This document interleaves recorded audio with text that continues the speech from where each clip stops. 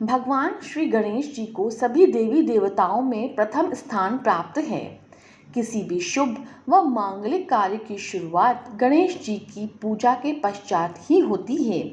गणेश जी को विघ्नहर्ता भी कहा जाता है। यह मान्यता है कि जिस पर गणेश जी अपनी कृपा बरसाते हैं उनके सभी विघ्न दूर हो जाते हैं।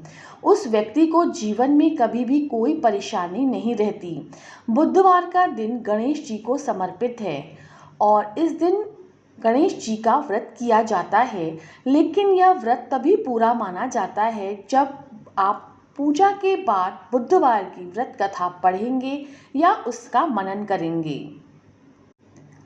पौराणिक मान्यताओं के अनुसार बुधवार की एक कथा काफ़ी प्रचलित है।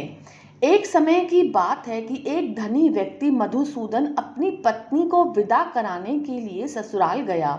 वह कुछ दिन वहीं ससुराल में ही रहा और फिर उसने अपने सास ससुर को विदा करने को कहा, लेकिन सास ससुर ने कहा कि आज बुधवार का दिन है और आज के दिन गमन नहीं करना चाहिए।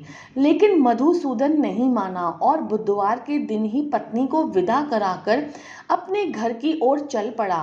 रास्ते में उसकी पत्नी को प्यास लगी तो मधुसूदन लौटा लेकर रथ से उतरकर पानी लेने चला गया। जैसे ही वह पानी लेकर अपनी पत्नी के पास पहुंचा तो देखकर चौंक गया कि उसके जैसी सूरत और वेशभूषा वाला एक व्यक्ति उसकी पत्नी के साथ बैठा हुआ था, जिसे देखकर मधुसूदन क्रोधित हुआ और क्रोध में उसने कहा, तू कौन है जो मेरी पत्नी के साथ बैठा हुआ है? इसके जवाब में दूसरा व्यक्ति बोला, ये मेरी पत्नी है और मैं इसे अभी ससुराल से विदा कराकर घर ले जा रहा हूँ। इसके बाद दोनों में झगड़ा होने लगा। तभी राज्य के कुछ सिपाही आकर लौटे वाले व्यक्ति को पकड़ने लगे। उसने स्त्री से पूछा, तुम बताओ इसमें से तुम्हारा असली पति कौन है?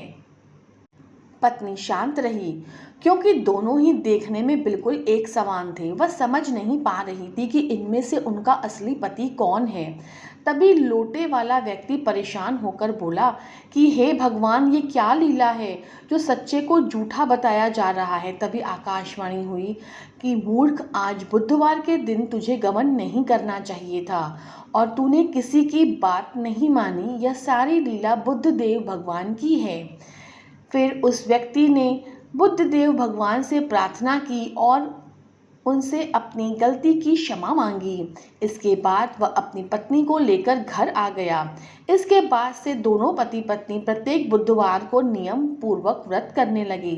मान्यता है कि जो व्यक्ति इस कथा को पढ़ता और सुनता है उसे बुधवार के दिन यात्रा का दोष नहीं लगता है, उसे भी समस्त सुखों की प्राप्ति होती है। जय श्री गणेश महाराज।